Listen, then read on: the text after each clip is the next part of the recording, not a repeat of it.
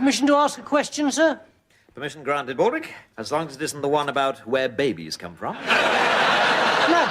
The thing is, the way I see it, these days there's a war on, right? And ages ago there wasn't a war on, right? So there must have been a moment when there not being a war on went away, right? And there being a war on came along. So what I want to know is, how did we get from the one case of affairs to the other case of affairs? Do you mean, how did the war start? Yeah.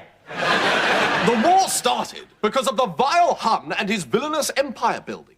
George, the British Empire at present covers a quarter of the globe, while the German Empire consists of a small sausage factory in Tanganyika. I hardly think that we can be entirely absolved from blame on the imperialistic front.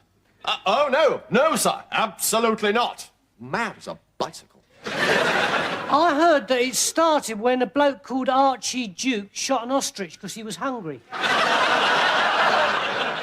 I think you mean it started when the Archduke of Austro-Hungary got shot. No, there was definitely an ostrich involved, sir. Well, possibly. But the real reason for the whole thing was that it was just too much effort not to have a war. By gum, this is interesting. I always loved history. The Battle of Hastings, Henry VIII and his 6 knives, all that. You see, Baldrick, in order to prevent war in Europe, 2 superblocks developed. Us, the French and the Russians on one side, and the Germans and Austro-Hungary on the other. The idea was to have 2 vast opposing armies, each acting as the other's deterrent.